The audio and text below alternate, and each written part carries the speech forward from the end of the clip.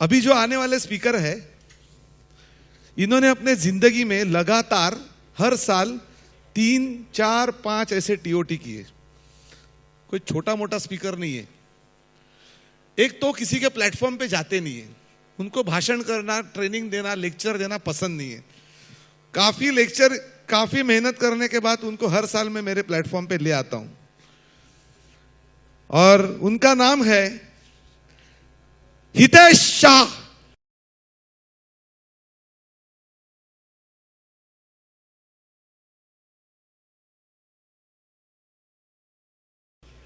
Hitesh, welcome. आपका mike चालू है, can you just speak and just check? Thank you. ठीक है, thank you for coming here. हम लोग ज्यादा टाइम वेस्ट नहीं करेंगे। देखो तुम्हारे पीछे कौन आके खड़ा है, डॉक्टर आर.के. शेट्टी। अभी आपका ऑपरेशन होने वाला है। Operation insurance success. बैठ के बात करेंगे, बैठ के यहाँ आपको बैठना। Thank you so much. RK., what questions you have for Hitesh that will come later on. सबसे पहले मैं हितेश से जानना चाहूंगा कि इतनी बार लगातार टीओटी, एक शाह एंड शाह का एक एम्पायर। पार्ला में आप जाओगे, वहां पर कौन सा होटल है वो फेमस पाव भाजी का? शिवसागर। शिवसागर के बाजू में एक बिल्डिंग है, पूरी बिल्डिंग हितेश की है, राइट? पूरी बिल्डिंग आपकी है? आधी आधी। मैं थोड़ा बड़ा चढ़ा के बोलता हूँ। नहीं, स्टेज पे बोलना पड़ता है लोगों को। नहीं, लेकिन मैं कमीशन भी 35% पूरा लेता हूं। ओके। हितेश के बारे में ऐसा है कि he is a most knowledgeable in insurance industry. तो मैं डायरेक्ट उनसे क्वेश्चन करूंगा। यहां पर जो बैठे हैं ना, LIC agent, life insurance agent and development officers, insurance professional, ये आपसे जानना चाहते हैं कि कंटिन्यूस सक्सेस का राज क्या है, एक एजेंट को क्या करना चाहिए? कंटिन्यूस सक्सेस का कोई भी बिजनेस हो, इट्स अ वेरी सिंपल, एक ही है सिंपल लॉजिक उसका। आप जो काम कर रहे हो वो लगन से करो, कंप्लीट 100% फोकस रहो उसके ऊपर। और सबसे पहले, नॉर्मली कोई भी कंपनी का सबसे स्टार्टिंग बिजनेस का पॉइंट ये रहता है कि पहले सेल्स करो, बाद में सर्विस की सोचेंगे। पहले आप कस्टमर को सर्विस देने के बारे में सोचो, फिर सेल्स के बारे में सोचो, राइट? मेरे को आज तक किसी भी क्लाइंट ने मेरे को कॉल किया है तो मैं कभी उसको ये नहीं पूछता हूँ क्या काम था। बोलता हितेश मिलना है, तो मैं कभी नहीं पूछता हूँ सेल्स है, सर्विस है, या क्या प्रॉब्लम है। ठीक है, give me your time. Hitesh, service यानी क्या? Before, you are talking of before sale service, यानी इंश्योरेंस बेचने से पहले जो सर्विस दी, क्या क्या सर्विस दी? नहीं, उसके पहले मीन्स सर्विस, प्रोडक्ट खरीदने के पहले भी सर्विसेज काफी रहती है कि उसको अगर जो आप जैसे सर्विस में आप बोलो तो उसके पास में, हर एक के पास, किसी भी नए क्लाइंट के पास में जाओ तो उसके पास में कुछ ना कुछ प्रोडक्ट्स रहते ही हैं, बोले लाइफ इंश्योरेंस के हो, जनरल इंश्योरेंस के हो, या पोस्टल स्कीम्स हो। तो उस पर अगर जो आप राइट एडवाइस करके, अगर जो मैं किसी क्लाइंट से पहले मिलता हूं तो उससे क्वेश्चनर भरवाता हूं, उस क्वेश्चनर में इंश्योरेंस का क्वेश्चन सबसे लास्ट है, उसके पहले उसके सब पूरे इन्वेस्टमेंट डिटेल्स हैं, और उसमें सब में एक टिक करना है कि whether you have a nomination in this bank saving account. उसको नॉमिनेशन का वो टिक करता है। और कई क्लाइंट्स ऐसे हैं कि जब उनको सेविंग बैंक्स की डिटेल लिखते हैं तब जाके वो उनको याद आता है इसमें मैंने नॉमिनेशन किया ही नहीं है, इसमें नॉमिनेशन करना चाहिए, right? Service means it's a vast area, right? हमेशा आप सोचो तो क्लाइंट्स के बारे में सोचो, कस्टमर प्रोस्पेक्ट के बारे में सोचो कि अगर जो इसकी जगह पे मैं होता तो मैं क्या करता, राइट? आप कभी भी इंश्योरेंस किसी को इस टाइप से मत सेल करो या कन्विंस करो कि मुझे सेल करना है उसके लिए। मैं हमेशा क्लाइंट को बोलता हूं कि मेरा तो बिजनेस है, मुझे सेल करना है, but this is your need also. आपकी ये जरूरत है, इसके लिए आप खरीद रहे हैं। मेरी जरूरत के लिए प्लीज आप मत खरीदो। कोई भी, कई बार क्लाइंट्स मिलते हैं तो वो बोलते हैं कि ठीक है हितेश, अभी उसने रेफरेंस दिया है तो आप आए तो एक 25 लाख 50 लाख का इंश्योरेंस ले लो। ये मेरे को नहीं चाहिए। If you are convinced with me, if you like the product, अगर जो आपको सूट करता है तो ही आप खरीदो। काफी क्लाइंट्स को मैंने इंश्योरेंस लेने के लिए ना बोल दिया कि सर आप एडिक्वेटली इंश्योर्ड है, अभी मेरे को नहीं लगता आपको इंश्योरेंस की जरूरत है, राइट? उस क्लाइंट से तो नहीं लिया insurance, but he has referred 6 clients और सबने इंश्योरेंस लिया। सो एक के ऊपर फोकस करने की जगह पे मैंने 6 लिए उससे references. So give the actual advice, right? Sorry to say, but आज तक मैंने कभी भी किस प्रोडक्ट में क्या कमीशन मिलता है, आई हैव नेवर थॉट। जब सब लोग जीवन श्री बेच रहे थे इन 2001-2, आई थिंक इंडिया में उस टाइम पे कमीशन पे देखो तो सबसे लोएस्ट कमीशन रेशियो जीवन श्री का मेरा था। मैंने सबको जीवन धारा बेची थी, सेल की थी। और आज की डेट में ईच एंड एवरी क्लाइंट, हर एक आदमी बोलता है कि वो जो जीवन धारा प्रोडक्ट आपने दिया था उसमें आपने एक गलती की कि आपने हमको कन्विंस करके ज्यादा क्यों नहीं दिया, क्योंकि 10% करीब करीब रिटर्न लाइफ लॉन्ग गारंटीड था। 12% था। हाँ, 12%। इफ यू टेक 80 ईयर्स का Yeah, एज, average. उसके बाद में पेंशन 9.5% है, तो if you put everything into that तो करीबन 10, मे बी कुछ एज में 10.5 भी आता होगा, 12 भी हो सकता है। 12 जो था वो ओल्ड जीवन अक्षय में, राइट। जो 2001-2 में जो जीवन धारा 144, 145 प्लान जो बंद हुए, मैंने सबसे, आई थिंक इंडिया में सबसे हाईएस्ट वो मैंने ही सेल किया होगा, राइट। और सब लोग जीवन श्री बेच रहे थे, और उसमें कमीशन क्या था? First year 7.5%, no bonus, second year only 2%। और लास्ट डे को जब प्लान क्लोज हुआ, जितना मेरा बैंक बैलेंस था पूरा डाल के मैंने क्वार्टरली पेमेंट में 20 साल का वो प्रोडक्ट परचेज कर लिया। So every year I am paying 20 lakh rupees of जीवन धारा premium. When I will be 55, उस टाइम पे मेरे को पेंशन स्टार्ट होगी 1 करोड़ रुपीज अ ईयर। तो दोस्तों, एक जीवन धारा, दोबारा से हम बात चल रहे हैं, एक बार हमने मॉर्निंग में बात किया था, दोबारा देखिए जीवन धारा। सो मैसेज इतना ही है, आज भी हमारा पास लाइफ लॉन्ग गारंटी का प्रोडक्ट है, उसको बेचना चाहिए। ऐसा तो हितेश भाई को देखता हुआ एक मुझे बात याद आई, कहीं पढ़ा था मैंने, जब दीवाना चलता है तो मौसम बदल जाता है, जब हितेश भाई चलते हैं पूरा मार्केट बदल जाता है।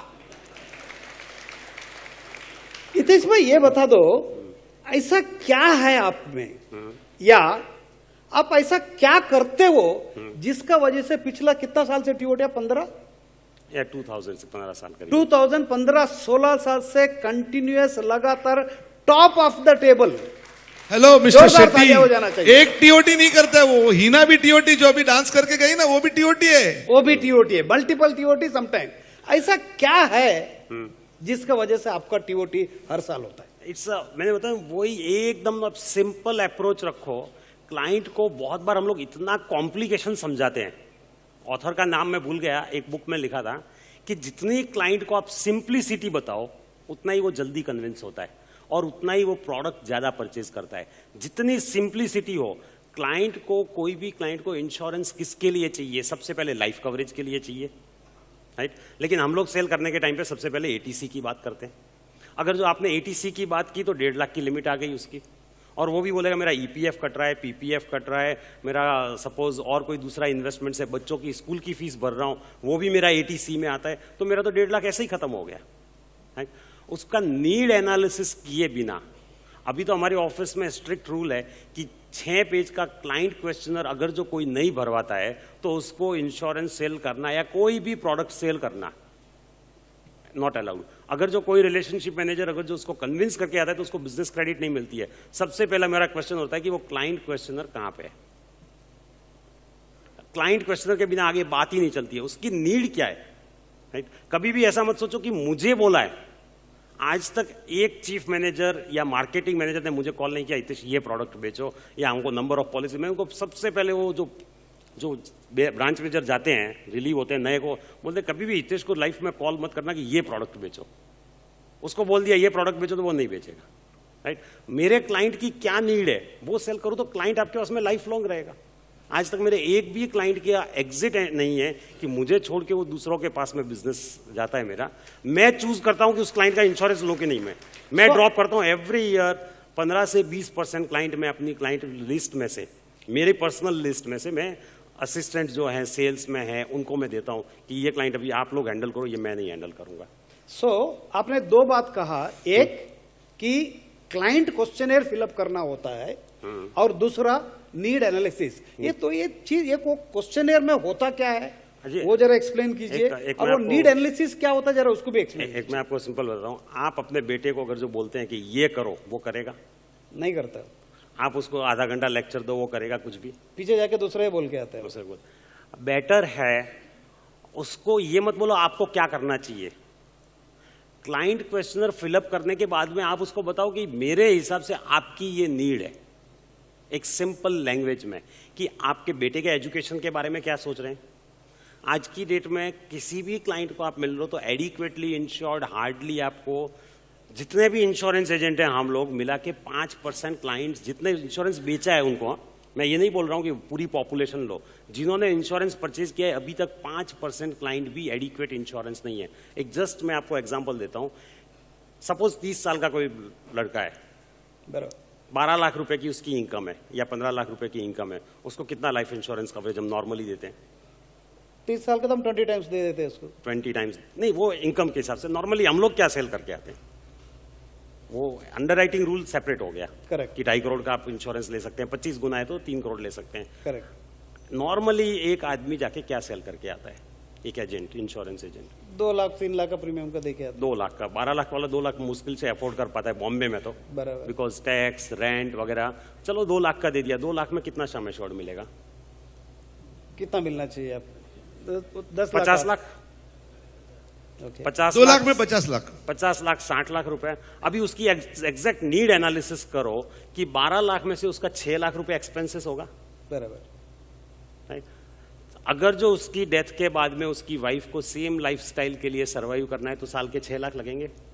बराबर। 1 करोड़ रुपए फिक्स डिपॉजिट में रखो तो 6 लाख, या जीवन अक्षय में आप रखो तो 7 लाख रुपए पेंशन आती है विच इज टैक्सेबल। 1 करोड़ का कवरेज तो मिनिमम होना चाहिए। बराबर। अभी उनके घर पे कोई बॉर्न बेबी है न्यू, और उसके एजुकेशन के बारे में वो सोच रहे हैं कि हर एक पेरेंट्स के सपने अपने से बेटर रहते हैं बच्चों के लिए। कोई भी आपके घर में कोई वर्कर भी होगा, डोमेस्टिक हेल्प आप जो आपको जो कर रहा है उसको भी आप पूछेंगे कि आपके बेटे को क्या बढ़ाना है, बनाना है फ्यूचर में, तो बोले कि मैंने तो ये झाड़ू पोता वगैरह कर लिया लेकिन बेटे को थोड़ा पढ़ा के ऑफिस में रिसेप्शनिस्ट की जॉब दिलवाऊंगी या क्लैरिकल जॉब दिलवाऊंगी। क्लैरिकल को पूछो तो वो उसके लिए मैनेजर सोचता है, मैनेजर वाला सीनियर मैनेजर सोचता है, वही लेवल। अगर जो उसकी बेबी, और उसके लिए 25 लाख रुपए भी उसको एजुकेशन प्रोविजन करना है कि भाई मैं हायर एजुकेशन के लिए 10-20 लाख 25 लाख खर्चा करूंगा, उसके लिए इंश्योरेंस नहीं चाहिए, राइट? कम से कम उसकी अगर जो नीड एनालिसिस करो तो उसको कम से कम 1.5 करोड़ का इंश्योरेंस कवरेज चाहिए। लेकिन हम लोग नहीं बेच पाते हैं 1.5 करोड़ का। क्यों? क्योंकि हम लोग डायरेक्टली जाते हैं उसके पास कि सर 12 लाख की इनकम है, बोलता है मैं लाख रुपए बचा सकता हूं तो 25 लाख ले लो, 2 लाख बचा सकता हूं तो 50 लाख का इंश्योरेंस ले लो। उसकी जब तक आप नीड एनालिसिस करके उसको नहीं देंगे, राइट, तब तक वो 1 करोड़ या 1.5 करोड़ के इंश्योरेंस के लिए कन्विंस क्यों होगा? हम लोग खाली डायरेक्टली इन्वेस्टमेंट अमाउंट पे जाते हैं कि आपका 2 लाख रुपया बचता है, 2 लाख रुपया आप इंश्योरेंस में भर दो। आप उसकी नीड के ऊपर जाओगे, उसको लाइफ कवरेज फर्स्ट, उसका सबसे पहला है कि लाइफ कवरेज उसका होना चाहिए। उसका लाइफ कवरेज का नीड कितना है? तो आप क्या टर्म देंगे साथ में उसको? क्योंकि ये 1 लाख रुपया प्रीमियम भरता, 12 लाख कमाता है, 6 लाख का खर्चा करता है, 2 लाख रुपया 3 लाख टैक्स भरता होगा, तो उसके बाद बचता क्या है? Life style. हाँ, लाख 2 लाख रुपए। तो उसमें आप टर्म इंश्योरेंस दोगे कि नहीं दोगे? क्योंकि आज लोगों का प्रॉब्लम यह है कि जहां भी हम जाते हैं सब लोग कहते हैं मुझे टर्म इंश्योरेंस लेना है, बाकी पैसा मैं म्यूचुअल फंड और स्टॉक मार्केट में लगाऊंगा या प्रॉपर्टी में डालूंगा। एम आई राइट? ये सब पब्लिक क्राई ये है, तो इस पे आप क्लाइंट को क्या कहें? टर्म इंश्योरेंस डेफिनेटली आप भले एंडोमेंट दो, यूनिट लिंक्ड इंश्योरेंस प्लान दो, जीवन लाभ दो, जीवन आनंद दो, साथ में एक टॉपअप आप मीन्स एडिशनल कवरेज के लिए आप टर्म दे दो कि उसका 1 करोड़ 25 लाख का नीड आता है तो आप 1 करोड़ का टर्म दे दो, 25 लाख का एंडोमेंट दे दो, जीवन लाभ दे दो, कोई भी प्रॉब्लम क्या होता है? अगर टर्म ले लिया, अगर मैंने टर्म समझाया ना उसको, तो टर्म ही लेता है वो। तो फिर मेरा ओपिनियन एकदम अलग है। जो क्लाइंट की नीड है वो हमारी नीड के लिए वो क्यों इंश्योरेंस करवाए? उसकी नीड के लिए आप अगर जो सुपरमार्केट में जाते हैं, सुपरमार्केट में जो आपको चाहिए वो आप खरीदते हैं कि सुपरमार्केट वाले को जो सेल करना है वो आप खरीदेंगे? आप अपने पैर को क्लाइंट के शूज में डाल के देखिए ना, उसकी नीड क्या है। कल उसकी डेथ हो गई और फैमिली को 25 लाख या 50 लाख मिलेगा, वो बोलेगा इसमें 50 लाख में तो मेरा 3 लाख रुपया साल का ब्याज आता है, 3 लाख में मेरा घर भी नहीं चलता है, मैं बच्चे को एजुकेशन कहां से दूं? और day by day interest rates कम होने वाले। कल ही मैं एक प्रेजेंटेशन में था regarding that Urjit Patel RBI governor हुआ तो what will be the impact on the country, right? 99% उनका ये ओपिनियन था कि within 1 year 1% interest rate और कम हो गया। क्या बोलता, मैंने 3 दिन से, खाली जिस दिन से उर्जित पटेल गवर्नर अपॉइंट हुआ उस दिन से उर्जित पटेल की पूरी हिस्ट्री मैंने पढ़ी है, and way he is thinking interest rates और धीरे धीरे नीचे आएंगे, because he is first of all कि वेरी क्लोज टू मोदी, जो किसी को पता नहीं था, ये अपॉइंट होने के बाद में पता चला। जो दोस्तों हम सुबह बात कर रहे थे कि कोई भी कंट्री कोई भी कंट्री का अगर इकोनॉमिकली ग्रोथ होना है तो रेट ऑफ इंटरेस्ट कम करना ही पड़ेगा। हितेश भाई उसी बात को और रेट ऑफ इंटरेस्ट कम होगा। सो देयरफॉर आज जो मिल रहा है उसको हमको ले लेना। नहीं, रेट ऑफ इंटरेस्ट एक और चीज है। प्रणील अभी डिस्कस कर रहे थे रिगार्डिंग रियल एस्टेट। जिस कंट्री में रियल एस्टेट प्राइसेस हाई है वो कंट्री ग्रो कर ही नहीं सकता। सो रियल एस्टेट प्राइसेस में करेक्शन आना ही चाहिए। काफी लोग हमको ये भी बोलते हैं कि मैं रियल एस्टेट में क्यों नहीं डालूं। म्यूचुअल फंड एसआईपी से ज्यादा आर्ग्यूमेंट रियल एस्टेट का आता है। यू मीन टू से प्रॉपर्टी जो प्राइसेस है वो अभी नहीं बढ़ेगी अगले 5-10 साल तो नहीं, बिकॉज कंट्री ग्रो ही नहीं कर सकता रियल एस्टेट। प्रॉपर्टी की प्राइस नहीं बढ़ रही है, स्टॉक मार्केट 32,000 की हाइट क्रॉस नहीं कर पा रहा है, इंटरेस्ट रेट कम हो रहा है, फिर भी जीवन आनंद जीवन लाभ बेचने को तकलीफ हो रही है। मैं ना उसी पे आऊंगा। आप अगर जो क्लाइंट को सिंपली पहले उसकी नीड एनालिसिस करो। नीड एनालिसिस किया सर जी, वो 10 लाख प्रीमियम भर सकता है, 2 लाख भर सकता है, 1 लाख भर सकता है, लेकिन वो भरने को ही तैयार नहीं है। वो पॉलिसी बाजार में जाके उधर से सस्ते में सस्ता प्रीमियम निकलता है। क्या करूं मैं इंश्योरेंस प्रोफेशनल हूं, मेरा भी खर्चा है, मेरी बीवी है, मेरा घर है, मेरा रिन्यूअल कमीशन मैं बनाना चाहिए। क्या मैं सिर्फ टर्म बेचते रहूं? Is it possible? ये बहुत सेंसिटिव क्वेश्चन है। आप एक सिंपल मैं आपको बताता हूं कि अगर जो ये अपनी माइंडसेट है, छोटे क्लाइंट्स के लिए अलग बात है कि टर्म इंश्योरेंस आप उसको अगर जो उसकी नीड एनालिसिस के हिसाब से 1.5-2 करोड़ आता है, 2 करोड़ का टर्म का भी प्रीमियम 40-50 हजार रुपए आएगा बराबर। और 12 लाख के प्रीमियम वाले इनकम वाले को आप 50 हजार के ऊपर प्रीमियम बॉम्बे वाले कितने लोग बेच पाते हैं? आप हाथ ऊपर करो कि 12 लाख की इनकम है उसको आप 1 लाख का प्रीमियम बेच पाए, जिसकी सैलरी इनकम है बॉम्बे में 8% मुश्किल से सेल होता है। वो 50 हजार का ही प्रीमियम लेता है। अभी उसकी नीड अगर जो टर्म है तो आप उसको कम, लास्ट ईयर भले कहां पे उन्होंने लिया एक अलग बात हो गई, 100 करोड़ के 4 प्रपोजल्स टर्म इंश्योरेंस के मेरे पास आए थे कि 100 करोड़ का टर्म इंश्योरेंस चाहिए और उसका LIC का प्रीमियम आ रहा था 50 लाख रुपए, प्राइवेट का आ रहा था 20 लाख रुपया। He was ready to give 30 lakhs also, but unfortunately हम लोग 50 लाख पे नहीं ले पाए। लेकिन अगर जो उसको मैं एंडोमेंट भी देता तो शायद वही 30-40 लाख का ही प्रीमियम लेता।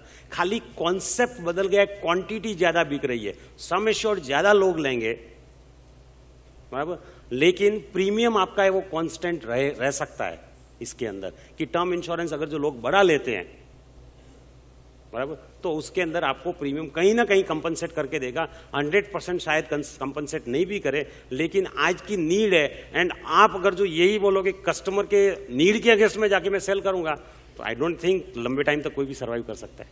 आज के इस माहौल में नया गवर्नर आ रहा है उर्जित पटेल, नई पॉलिसीज आएगी, इंटरेस्ट रेट टूटेगा, प्रॉपर्टी मार्केट टूटेगा। तो एज अ इंश्योरेंस प्रोफेशनल ना, हम इंश्योरेंस एजेंट थोड़े छोटे होते हैं, हम इतनी बड़ी बड़ी फाइनेंस की बातें नहीं समझते।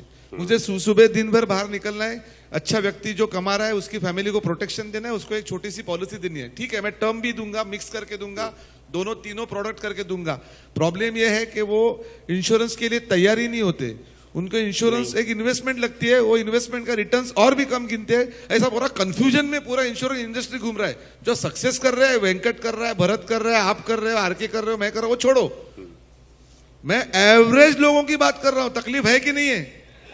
जोर से बोलो, जब खाना खाया कि नहीं? तकलीफ है कि बिजनेस करे कि नहीं इंश्योरेंस का। रिटर्न के लिए आप अगर जो टर्म इंश्योरेंस दे दो और उसके साथ में यूनिट लिंक्ड इंश्योरेंस प्लान अगर जो दे दो, तो उसमें क्या बुराई है? यूनिट लिंक में तो आपको मार्केट लिंक रिटर्न मिलता है, राइट? और हमको मैनेजमेंट से डिमांड करनी चाहिए कि यूनिट लिंक में और वेरिएशन और नए प्रोडक्ट्स क्यों नहीं आ सकते। आज की रेट में प्राइवेट प्लेयर्स का सब लोग वहां पे डिस्कशन चल रहा था कि इनका इतना ग्रोथ है। प्राइवेट इंश्योरेंस कंपनीज का बिजनेस कौन से प्लान में आ रहा है? तो खाली टर्म एंड यूनिट लिंक में। यूनिट लिंक में आ रहा है पूरा, राइट? तो आप यूनिट लिंक बेचो, वहां पे तो आप मार्केट लिंक्ड प्रोडक्ट आपको मिल रहा है, तो मार्केट लिंक रिटर्न्स भी मिलेंगे ना। आपका मतलब है जीवन आनंद जीवन लाभ नहीं बेचना चाहिए? बेचना चाहिए। देखो, हर एक क्लाइंट की अलग अलग नीड रहती है। जीन्स आ गया इसका मतलब ये नहीं हो गया रेमंड की शॉप बंद हो गई, राइट? या नया कोई भी रेडीमेड का इतना आ गया, रीड एंड टेलर, एरो वगैरह आ गए, तो ये जरूरी नहीं है कि सेंचुरी का कॉटन नहीं बिक रहा है, राइट? हर एक क्लाइंट की अलग अलग नीड है। किसी क्लाइंट को सेफ्टी चाहिए, बहुत सारे क्लाइंट्स के पास में जाओ और उसको म्यूचुअल फंड की अगर जो आप बात करें कोई भी आदमी, तो बोले वो तो सट्टा बाजार है, आउटराइट रिजेक्ट करके वो बोलते मेरे को 5%। अभी कल मैंने एक क्लाइंट को इंश्योरेंस पॉलिसी बेची, 1-1 करोड़ की 3 पॉलिसी, 3 ब्रदर को 5-5 लाख का प्रीमियम। अभी उसका मेन बिजनेस क्या है, बॉम्बे के जितने भी नामचीन बिल्डर है 50% बिल्डर को वो फाइनेंस करता था। 18% के नीचे आज तक उसने इंटरेस्ट पे पैसा नहीं दिया। बट उसका एक साथ साथ में वो भी है, वो बोलता है मेरा 5 करोड़ रुपया हितेश भाई फिक्स डिपॉजिट में पड़ा है, जिसका नेट रिटर्न मेरे को खाली 5% इंटरेस्ट आता है। हर एक सेक्टर में पैसा लगाना चाहिए। इंश्योरेंस में मेरे को कैपिटल भी रिटर्न आया, still it is government guaranteed, तो भी मेरे को ठीक है, मेरे को ये आप पॉलिसी चाहिए ही चाहिए। बच्चे काफी अपोज कर रहे थे कि नहीं ये मत लो, ये करो वो करो, बोलते कि इसमें जीरो रिटर्न भी आएगा तो भी मुझे चलेगा। तो हर एक क्लाइंट की नीड है। इक्विटी और डेट का आप अगर जो गूगल पे भी सर्च करेंगे तो हर एक आदमी को इक्विटी और डेट का अलोकेशन तो होना चाहिए ना, होना ही चाहिए बराबर। तो डेट फंड में जो पैसा डाल रहे हैं उसकी जगह पे आप जीवन लाभ, जीवन आनंद वो प्रमोट कर सकते हैं। और जो इक्विटी में डालना है उसके लिए आप यूनिट लिंक्ड इंश्योरेंस प्लान पे सोच सकते हो, राइट। उसको यही कन्विंस करो कि बोला मेरे को पूरा पैसा चाहिए ही नहीं, आपका जो सेविंग पोर्शन है उसका मेरे को 30% ही चाहिए, राइट। 30% तो डेट में होना चाहिए कि जो गवर्नमेंट गारंटीड हो, एटलीस्ट बेसिक कैपिटल जो है वो सिक्योर्ड हो, वो आपको इंश्योरेंस में ही मिलती है। हितेश भाई, आपका सालाना फर्स्ट ईयर कमीशन कम से कम 1 करोड़ है, कम से कम, मतलब हर साल में 2 टीओटी तो करते करते आप। तो ये कौन सा प्लान बेच के 2 करोड़ का कमीशन कमाते हैं? खाली टर्म बेचते हो क्या?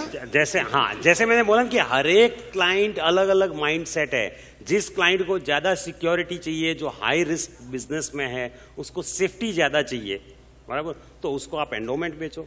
जिसको टर्म चाहिए उसको टर्म बेचो। जिसको यूनिट लिंक चाहिए यूनिट लिंक। एक ही दुकान में आप जाओ, कोई भी शोरूम में सब एक ही कलर के कपड़े रहते हैं, या एक ही मटेरियल रहता है, या अलग अलग मटेरियल रहता है? अलग अलग होता है, राइट। तो हर एक के लिए अलग अलग प्रोडक्ट है। आप कोई भी रेस्टोरेंट में जाओ या शादी में जाओ, 200 डिशेस रहती है। 200 डिशेस किसके लिए रहती है? हर एक का अलग अलग चॉइस है। कई बार हम लोग सोचते हैं ये इसने क्यों रखा है 200 डिशेस, 10 डिश में ही काम चलता था, रोटी सब्जी वो रख लिया होता। Maybe you will like Thai food, इनको इटालियन अच्छा लगेगा, किसी को मैक्सिकन अच्छा लगेगा, so he has to entertain everyone, right. तो अपने पास में प्रोडक्ट, सब प्रोडक्ट के होने चाहिए। कोई बोलता मेरे को तो वन टाइम प्रीमियम भरना है और मेरे को नेक्स्ट मंथ से पैसा आना चाहिए, तो जीवन अक्षय है उसके लिए। किसी को सेविंग चाहिए कि सेविंग की हैबिट चाहिए, उसके लिए एंडोमेंट है। कोई आदमी ज्यादा एग्रेसिव है, उसको मार्केट लिंक रिटर्न्स चाहिए, तो यूनिट लिंक्ड है, बराबर। और एक है कि किसी भी क्लाइंट को आप फोर्सफुली उसकी नीड के अगेंस्ट में मत, अगर जो उसका माइंडसेट एसआईपी या म्यूचुअल फंड है, बराबर, तो कभी भी उसके अगेंस्ट में नहीं चाहिए। एक सिंपल लॉजिक है कि कहावत है कि instead of going wider you should go deeper, right. कि 100 से 200 क्लाइंट बनाने, इससे बेटर है कि उस 100 क्लाइंट्स में से और मैं कैसे मेरी इनकम बढ़ा सकता हूं। अगर जो उसको हेल्थ इंश्योरेंस चाहिए तो आप हेल्थ इंश्योरेंस दो, उसको मेडिक्लेम चाहिए, पर्सनल एक्सीडेंट चाहिए, मोटर इंश्योरेंस चाहिए, वो दो। उसको म्यूचुअल फंड में इन्वेस्ट करवाना है तो आप वो भी करवाओ। क्लाइंट के लिए, आपके लिए, उसके लिए वन स्टॉप सॉल्यूशन होना चाहिए, मतलब राइट। तो नंबर ऑफ क्लाइंट्स बढ़ाने की जगह पे नंबर ऑफ प्रोडक्ट्स बढ़ा के उसी क्लाइंट से आप पैसा लो ना। आप 200 अकाउंट क्यों रखना चाहते हो? अगर जो 100 अकाउंट में आपका इनकम जनरेट हो सकता है तो आप 200 अकाउंट क्यों रखना चाहते हो? सो आज आपका बोलने का मतलब ये है कि अभी टाइम आ गया है कि आपके पास सारे products, all financial products, all financial needs का सर्विसिंग आपके यहाँ से होना चाहिए। सिंपल है, एक मैसेज आता है, सब लोगों के पास में आया होगा, Nokia, BlackBerry, how they are out of the market. Okay, पहले फिएट कार के बारे में आगे सोचता था कोई? नहीं। फिएट का जब 1989 में 118 एनी लॉन्च हुआ था या 90 में, लोग बोलते सुपर्ब गाड़ी है। आज की डेट में 118 एनी कोई खरीदता है क्या? एम्बेसडर ने जब कॉन्टेसा लॉन्च की, सबसे बेस्ट गाड़ी थी, लग्जरियस कार। और उस टाइम पे भी आज से 25-30 साल पहले किसी के पास में एयर कंडीशन एम्बेसडर है तो उसका स्टेटस था, इट्स इक्वलेंट टू मर्सिडीज। आज की डेट में एम्बेसडर, कितने एजेंटों के पास में एम्बेसडर है आप जानते हैं? या किसके पास में फिएट है? You have to change. अगर जो आप टाइम के हिसाब से चेंज नहीं होगे तो टाइम डेफिनेटली चेंज। जो मार्केट को जहां पे जाना है वो जाने वाला ही है। If you want to catch that market, it's your choice. Hitesh, क्या है कि नॉर्मल एजेंट जो है ना, मेरे पास यहाँ पर जो लोग आए, अगर आप नहीं थे लंच के पहले, छोटी सिटीज से आए, तो ये छोटे सिटीज, हम बंबई में है, कोई पुणे में है, कोई हैदराबाद में है, बैंगलोर में है, दिल्ली में है, कोलकाता में है, बड़ी सिटीज है, बड़े लोग हैं, बड़ी छोटे छोटे गांव में पॉपुलेशन कम है, वहां पर किस तरह से इंश्योरेंस इनको बेचना चाहिए? आने वाले 2 साल 3 साल में क्या सिचुएशन होगी? वहां पे आप देखो तो मेजोरिटी छोटे गांव में, इतना मेरे को नॉलेज तो नहीं है छोटे गांवों का, बट जितना भी न्यूज है काफी चिट फंड्स और कितनी चीटिंग्स होती है। लाइक माइक्रो फाइनेंस कंपनीज लोगों का पैसा लेके भाग गई, बराबर। काफी सहारा के केसेस जो हैं वो सब न्यूज़पेपर में हम लोग भी पढ़ रहे हैं कि काफी केसेस चल रहे हैं। कितने चिट फंड्स या वहां पे कितनी कोऑपरेटिव बैंक्स में लोगों ने पैसा डाला हुआ है। LIC एटलीस्ट आपको भले उससे 2% रिटर्न कम देगी, लेकिन पैसा तो सेफ है, आपकी फैमिली को तो सिक्योरिटी दे रही है। आप कौन सा, आप रूरल में देखो तो सबसे बड़े, जब भी कोई बैंक का स्कैंडल या कोई भी स्कैंडल होता है फाइनेंस कंपनी में, उसमें सबसे ज्यादा रूरल वाले लोग फंसते हैं ऑलवेज, और उसमें भी सबसे एग्रेसिव रहता है सूरत हमेशा, बिकॉज वहां पे लालच ज्यादा है। जहां पे लालच है वहां पे आप किसी भी आदमी को फंसा सकते हैं, जो लालची आदमी। कोई ऐसा स्ट्रॉन्ग 3 आइडियाज दे दो ना हमको कि हम जीवन आनंद, जीवन लाभ बेचे, टर्म देंगे, साथ में जीवन आनंद दे। स्ट्रॉन्ग आइडिया चाहिए मुझे, आपको और कुछ चाहिए? सिंपल है, सबसे पहले भले गांव में भी एक क्लाइंट को आप फाइनेंशियल अवेयरनेस दीजिए कि आपको क्या करना चाहिए, और उसी से क्वेश्चंस आप उसी के मुंह से आप बुलवाओ कि उसको इंश्योरेंस होना चाहिए। आप अगर जो सिंपल उसको 3-4 क्वेश्चंस आप पूछेंगे कि आपकी मंथली इनकम कितनी है, आप अगर जो बाहर गांव जाते हैं तो पैसे का बंदोबस्त फैमिली के लिए करके जाते हैं कि नहीं, 6 महीने 1 साल के लिए गांव से कोई शहर में कमाने को आता है तो एवरी मंथ मनी ऑर्डर भेजते हैं या बैंक ट्रांसफर या कुछ ना कुछ करते हैं। अगर जो वो आदमी इस प्लेनेट पे ही नहीं रहे, राइट, तो उसकी फैमिली को रेगुलर इनकम कौन देगा, राइट। सो एक तो सबसे पहले लाइफ कवरेज, लेकिन लाइफ कवरेज आप नीड के हिसाब से बेचिए कि उसकी नीड एनालिसिस करेंगे ना, तो जहां पे आप 5 लाख बेचना चाहते हो वो 25 लाख खरीदेगा। लेकिन उसको समझा के ऐसे बेचना गलत है कि मुझे कोई 12 लाइफ चाहिए उसके लिए आप कर दो, या मेरा MDRT कम। आज तक मैंने मेरी लाइफ में 1 साल खाली 2 लाख, उस टाइम पे आई थिंक 2001 में सम एश्योर्ड पे मेरिट लिस्ट थी, बराबर, और रेगुलरली पता चला खाली 2 लाख के सम एश्योर्ड के लिए I was number 2 in the country, and I was new कि मैं 2 लाख या 10 लाख के मार्जिन से जाऊंगा। खाली 58 करोड़ समथिंग वाज रितु नंदा, और उसके 10 लाख नीचे मैं था, 2 या 10 लाख के नीचे। मैं चाहता तो फोन पे वो 10 लाख का 1 करोड़ का सम एश्योर्ड, मैं बोला मैंने आज तक लाइफ में किसी को नहीं बोला कि मुझे सम एश्योर्ड मेरे को अचीव करना है, ये टारगेट, उसके लिए आप इंश्योरेंस लो। मेरे लिए वो क्यों करे, उसको जरूरत है वो करे, मेरे लिए वो क्यों करेगा। अभी ये स्टॉक मार्केट ऊपर जाएगा क्या?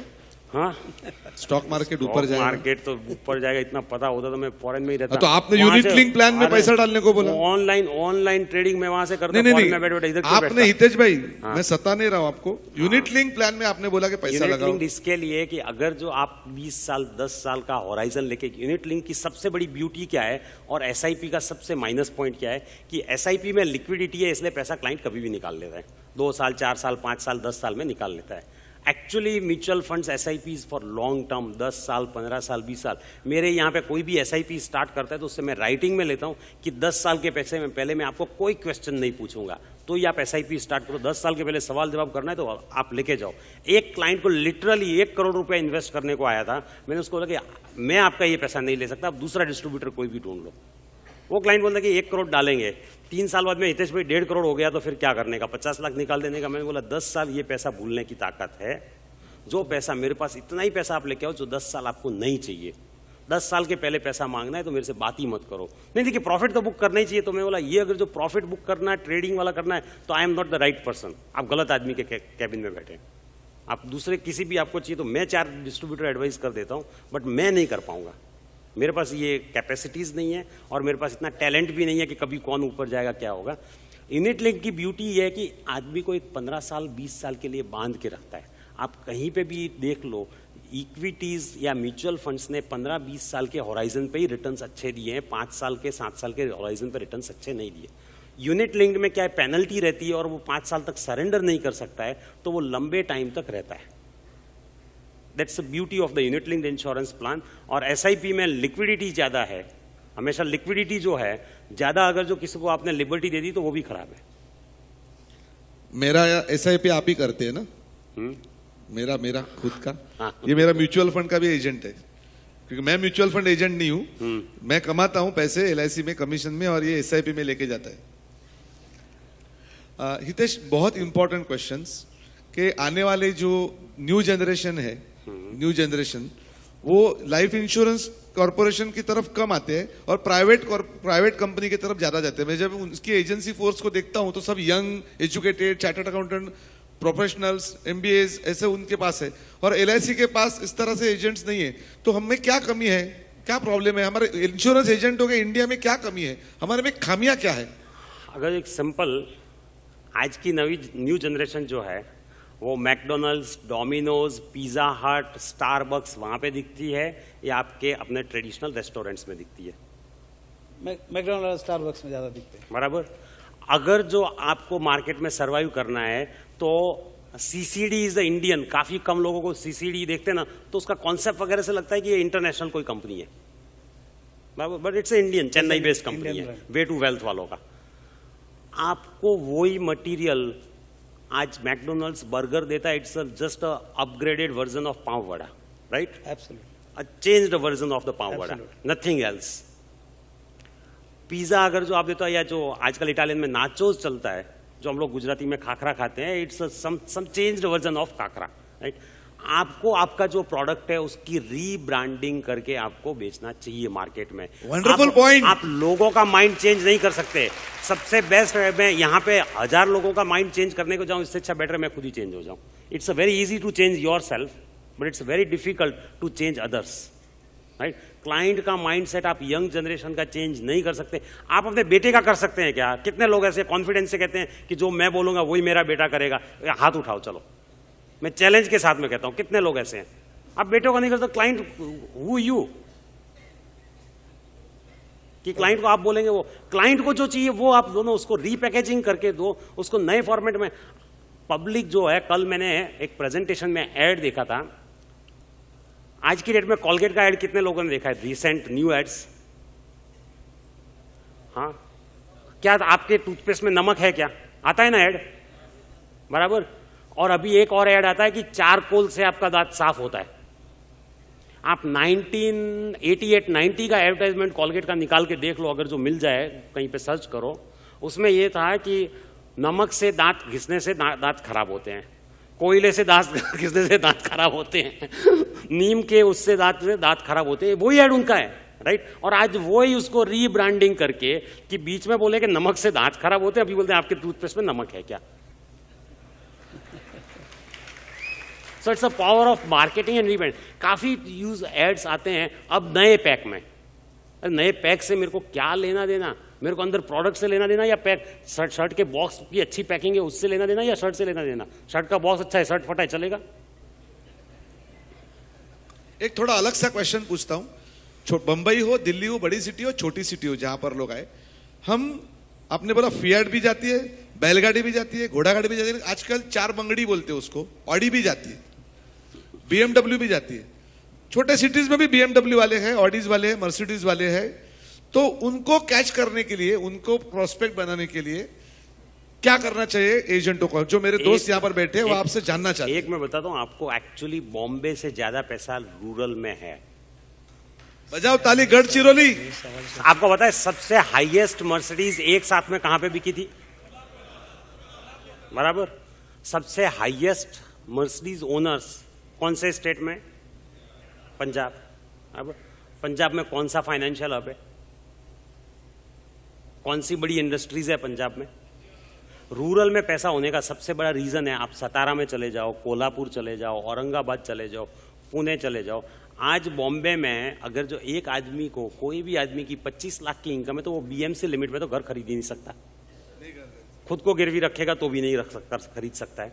जबकि आप रूरल में चले जाओ, पूना में अगर जो आपको घर खरीदना है 25 लाख की इनकम वाले को, तो वो बंगलो अफोर्ड कर सकता है, खरीद सकता है। बट वो 2 बेडरूम का फ्लैट लेगा और उसके पास में स्पेंडेबल सरप्लस ज्यादा है। आज कोई ITC, हिंदुस्तान लीवर, कोई पागल नहीं कि 1 रुपए वाले शैशे निकालते हैं। कितने लोग हमारे यहाँ पे बैठे जो 1 रुपए वाला शैशे खरीदते हैं? हम लोग तो पूरी बॉटल खरीदते हैं शैम्पू की, बट रूरल में वो 1 रुपए वाला शैशे बिकता है, बराबर। रूरल में कंजम्पशन आज सब जगह आप देखो तो कि मानसून अच्छी है इसलिए इकोनॉमी अच्छी ग्रोथ होगी। मानसून से हमको बॉम्बे वाले को इतना क्या फायदा, खाली पानी कट नहीं होता और तो कुछ नहीं ना, बराबर, राइट। बट सबसे एक्चुअल पैसा कहां पे जाता है? रूरल में जाता है। रूरल में जो पैसा है, बिकॉज वहां पे ना तो उनको ऑफिस खरीदने के लिए ज्यादा पैसा लगता है, ना ही घर खरीदने के लिए ज्यादा पैसा लगता है, और ना ही लाइफस्टाइल या उसका उनका स्पेंडिंग है। एक गुजराती में पहले कहते थे कि मुंबई नहीं कमानी, मुंबई में समानी। बॉम्बे में जो कमाता है उसका बॉम्बे में ही खत्म हो जाता है, बाहर कर ही नहीं सकता कुछ, बिकॉज लाइफस्टाइल कॉस्टली इतनी है, एक दूसरे को देख के उसको लाइफस्टाइल उसकी ज्यादा है। एक घर अगर जो अच्छे से खरीदने जाए तो 5 करोड़ रुपए उसका लगता है, ऑफिस खरीदने जाएगा तो 3 करोड़, और मंथली एक्सपेंसेस इतना है। विदाउट ड्राइवर आप कार नहीं, बॉम्बे में कार अगर जो ड्राइवर नहीं है तो बॉम्बे में कार काम की नहीं है, खाली संडे को आप यूज करो, कहीं पे आपको पार्किंग नहीं मिलता है, हर एक जगह पे पे एंड पार्क लगा हुआ है। रेस्टोरेंट्स अगर जो आप बॉम्बे के रेस्टोरेंट्स में जाओ और अहमदाबाद के रेस्टोरेंट्स में जाओ, आपका बिल 50% आता है, राइट। तो वहां पे भले इनकम कम है लोगों की, कि यहां पे 1 करोड़ की इनकम है, वहां पे 60 लाख की इनकम है, बट स्पेंडिंग जो अपना 1 करोड़ के सामने बॉम्बे में 80 लाख जिस आदमी का है, वहां पे 20 लाख 25 लाख का है। तो स्पेंडेबल सरप्लस जो है, जो स्पेंड कर सकता है, या इन्वेस्टेबल सरप्लस है, वो रूरल और 2 टायर 3 टायर में ज्यादा है, नॉट इन मेट्रोज। हितेश, एक क्वेश्चन है, आरके 1 मिनट लेता हूं। हम लोगों को LIC एजेंट को है ना ज्यादा कोई पसंद नहीं करता, हमको मिलने के लिए कोई बेताब नहीं रहता, फ्रस्ट्रेशन आ जाता है, रिजेक्शन हो जाता है। मैं आपका आदमी हूं, मैंने सुबह ही बोला है ना।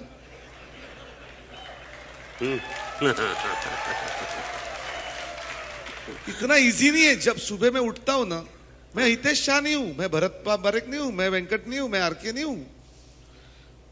मुझे समझ में नहीं आता है मैं सुबह उठ के जाऊं कहां, किसको पकड़ूं।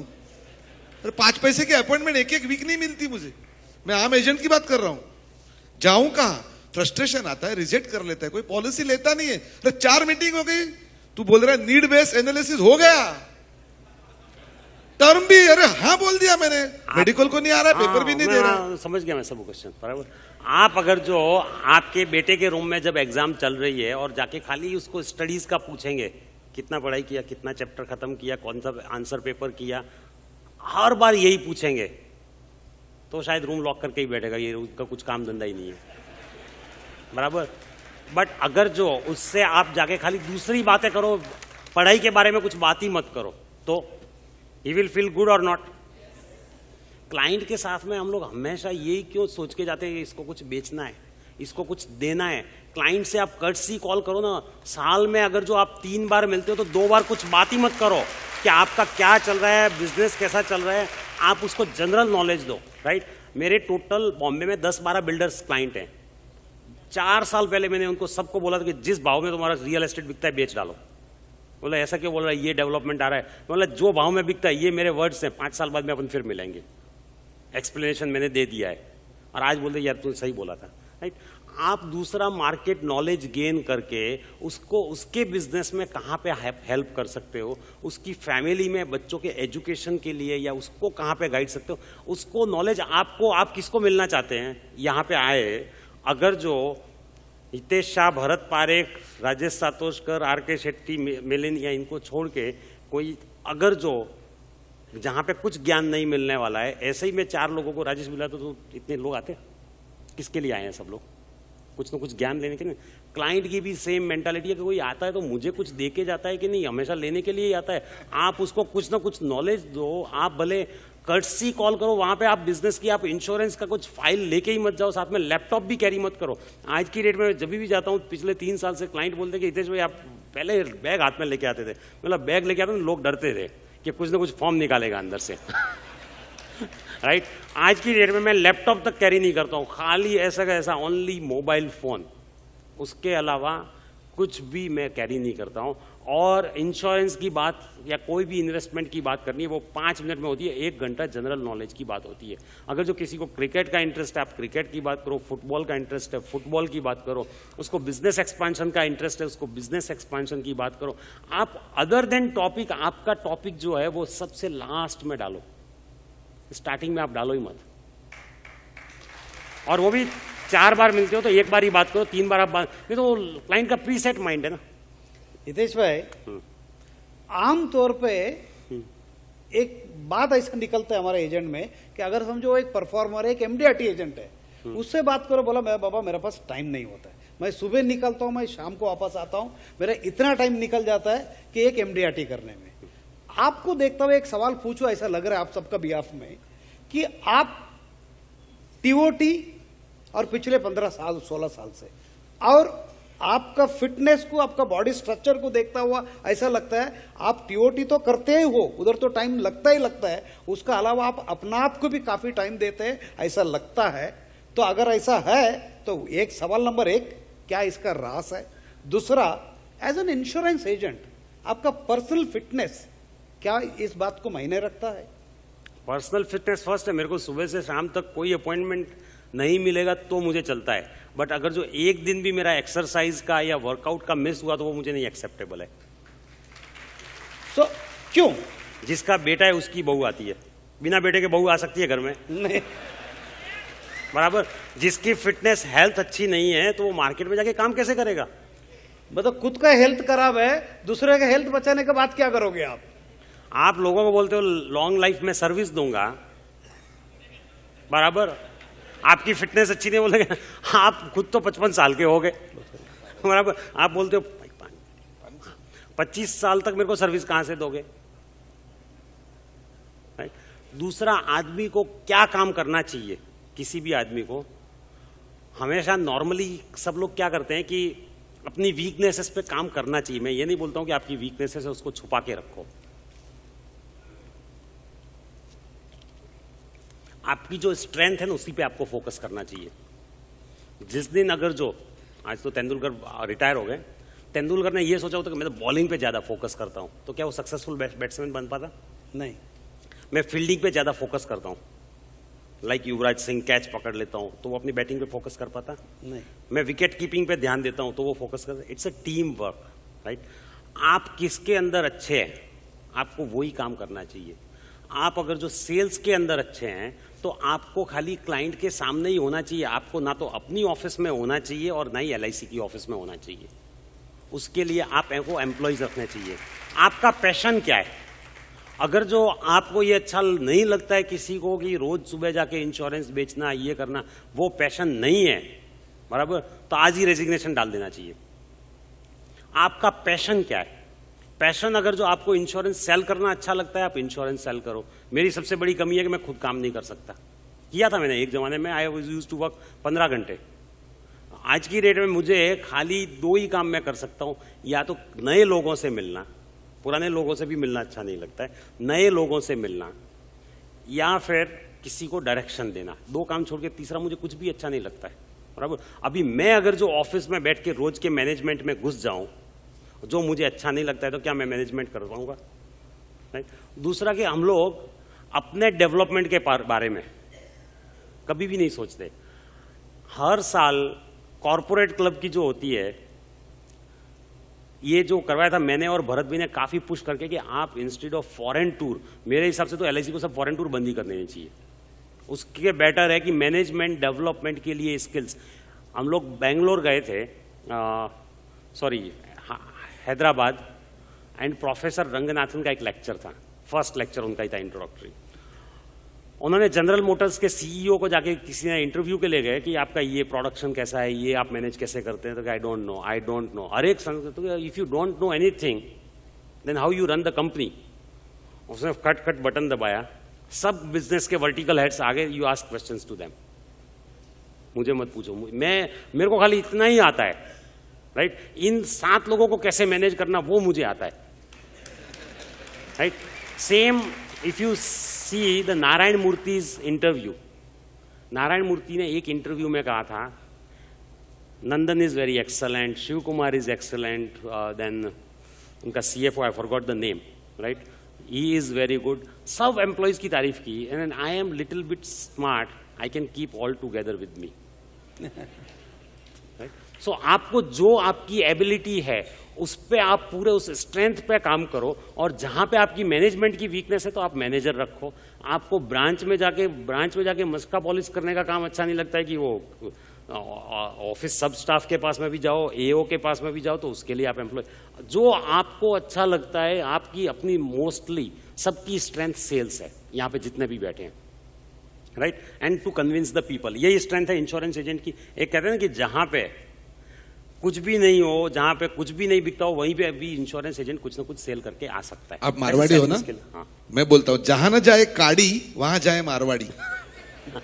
राइट। सो ऑलवेज जहां पे आपकी स्ट्रेंथ है, आपकी स्ट्रेंथ सेल्स है, तो आप खाली सेल्स पे फोकस करो। आप सर्विसिंग पे फोकस करने के लिए किसी न किसी आदमी को आप रखो अपने बजट के हिसाब से, राइट। और कम से come every year minimum 50 to 60% आपका जो एक टोटल इनकम है उसका ऑफिस में दूसरे लोगों के लिए, मीन्स दूसरे एम्प्लॉय हायर करके उनसे ही आप करवाओ। भले आप बैठे रहेंगे ना, कई बार कुछ लोग बोलते हैं कि मैं रख लूंगा तो मैं तो फ्री हो जाऊंगा। आप फ्री होंगे तो आपके माइंड में कुछ नई आइडियाज आएंगी, राइट। अभी जस्ट एक मैं आइडिया का आपको देता हूं। एक क्लाइंट का 10 करोड़ रुपए का लोन के लिए रिक्वेस्ट आया। मैं बोला 10 करोड़ का लोन तो आपको 7 दिन में मिल जाएगा। तो उसने बोला ईएमआई कैसा भरने का है किसी के पास में आंसर? ईएमआई कैसे देने का एलआईसी को? अभी एक तीर से दो निशाने मारने। मैंने बोला ईएमआई का मैं दूसरा आपको सिस्टम बताता हूं। आप 20 लाख रुपए का पर मंथ एसआईपी चालू कर दो 5 साल के लिए। 5 साल में जो फंड होगा उससे 10 करोड़ हम लोग पे कर देंगे। तो that's a very good idea. 20 lakh का एसआईपी भी मिल गया, 10 करोड़ का लोन भी ले लिया। चलिए दोस्तों, राइट। तो you have to think some innovative. मैं आपसे एक बात कहूंगा, ये मेरा दोस्त है, बातें करते रहेगा ना तो इनका सेशन के लिए पूरा दिन लगेगा तो भी कम है। Do you agree with me? Knowledge का भंडार है हितेश शाह, उनको बड़ा जोर से तालियां बजाएंगे उनके लिए। कैसा लगा आपको? अगर मैं चालू रखूं तो और 3 घंटा बातें करते रहेगा पूरा इंडस्ट्री फाइनेंस के बारे में। इतना उनका रीडिंग है, उतना उनका एक्सपीरियंस है। सॉरी, कड़क नहीं। हमारे पास बम्पर आपने बोनस कमीशन सुना है हितेश? बोनस कमीशन 25% मिलता है, उस पर 10% बोनस मिलता है। अगर मैं आपको डिक्लेयर करूं कि आपको 25% एंडोमेंट में मिलेगा और ऊपर 25% बोनस मिलेगा तो आपको कैसा लगेगा? 75% बोनस मिलेगा। 75% बोनस मिलेगा। तैयार रहिए Hitesh. Thank you so much, wonderful.